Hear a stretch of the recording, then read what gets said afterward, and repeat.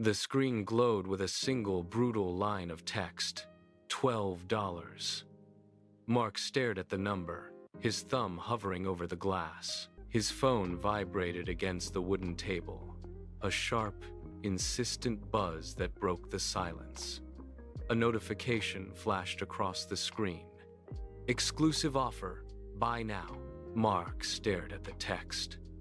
The promise of status hung in the air, a digital lure designed to bridge the gap between who he was and who he wanted to be.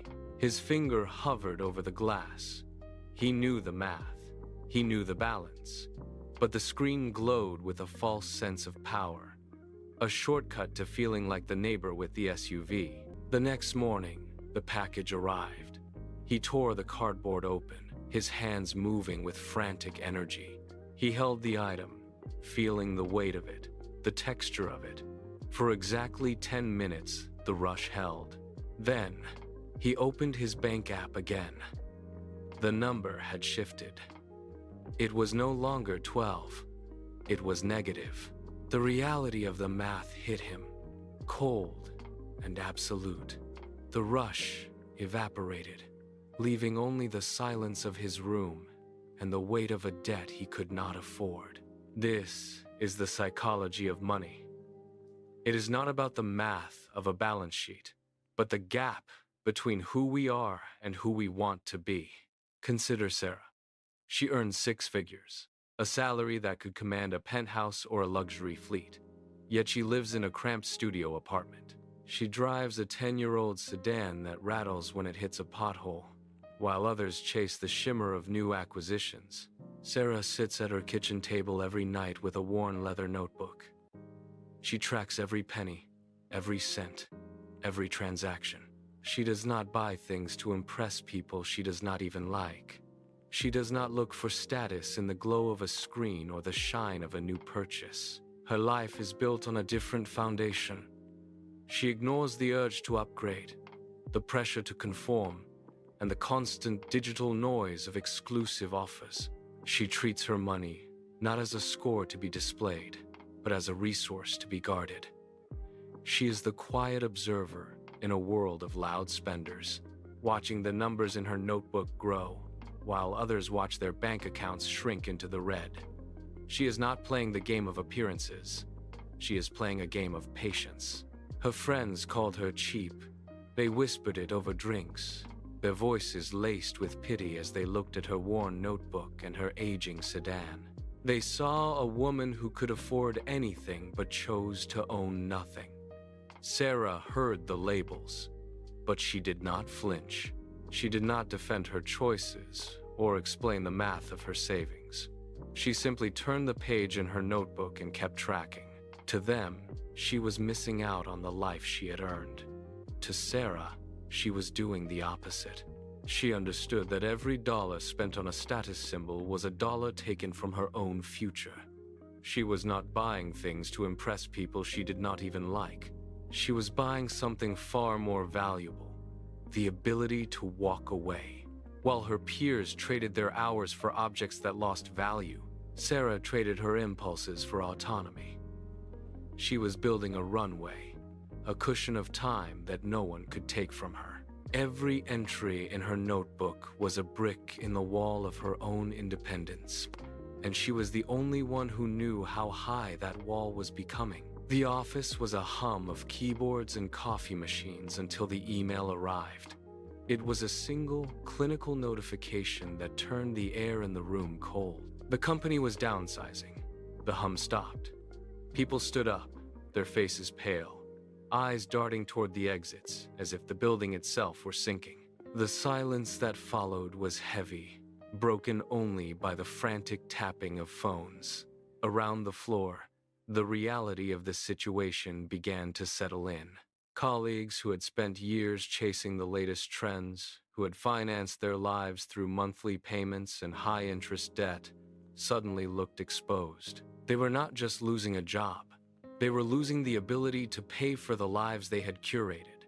The panic was not just about the loss of income, but the loss of the illusion of security. They looked at their desks, then at their phones, realizing their debts were now anchors pulling them under. Sarah sat at her desk, her hands resting on her keyboard. She did not look at her phone. She did not check her bank balance. She knew exactly what she had, and she knew exactly how long she could survive. While others scrambled, Sarah simply reached for her box. She stood up and walked toward the exit. The room exploded. People were no longer typing. They were pacing, their voices rising in pitch as the reality of the situation took hold. One man threw his phone onto his desk, the screen still glowing with a bank app notification. He started counting aloud, his fingers trembling as he tallied mortgage interest and car payments. Beside him, a woman was already on the phone, her voice frantic, pleading with a bank representative for a grace period that would not come. The air was thick with the sound of panic. They were not just losing a paycheck. They were losing the ability to maintain the image they had built for years. Every luxury they had purchased to impress others now felt like a lead weight. They were trapped by their own signatures on loan documents and credit agreements. The desperation was palpable as they realized their savings were non-existent, consumed by the need to look successful. They had traded their future for the approval of strangers. And now, with the future suddenly gone, they were left with nothing but debt. The office, once a place of professional ambition, had become a cage of their own making. They looked at each other with the hollow realization that they were all sinking together. Sarah did not look up from her desk. She did not raise her voice, while the air around her fractured with the sound of panicked phone calls and desperate calculations. She moved with the rhythm of a person who had already won.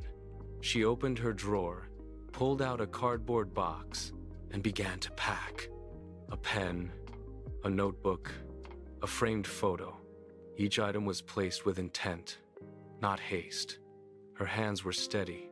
Her breathing was slow. She ignored the frantic energy of her colleagues, who were still trapped in the cycle of debt and status. She knew what she had in her account. She knew she had 3 years of runway. She did not need to beg for a grace period or scramble for a loan, and stepped into the hallway. The heavy doors clicked shut behind her, sealing off the noise.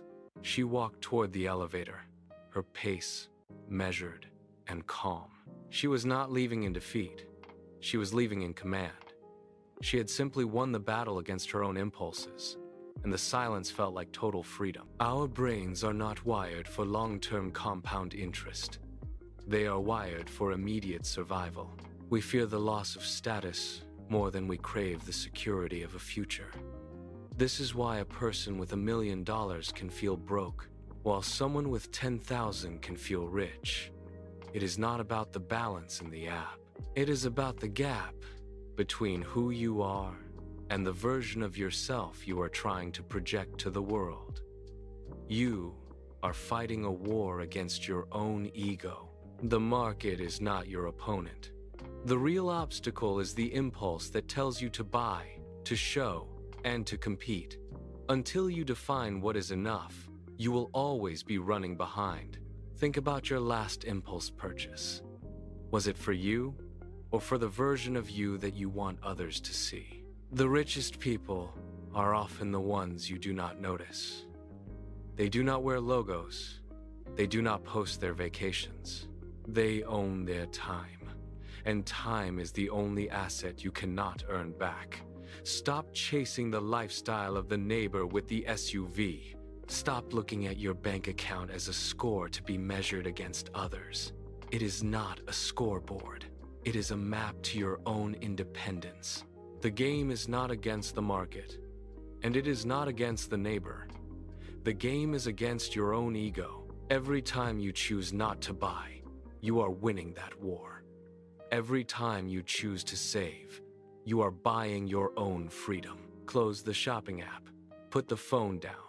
Look at your balance and see the runway for your own life, not the cost of your next performance. The moment you define what is enough, the pressure vanishes. You stop competing for status you do not need, and you start building a life where you do not have to answer to anyone. The market will fluctuate, the trends will change, and the neighbors will keep buying things they cannot afford. Let them. You are playing a different game now. You are playing for time. You are playing for yourself. Win the war against your ego, and the money will follow. This is the only path to real wealth.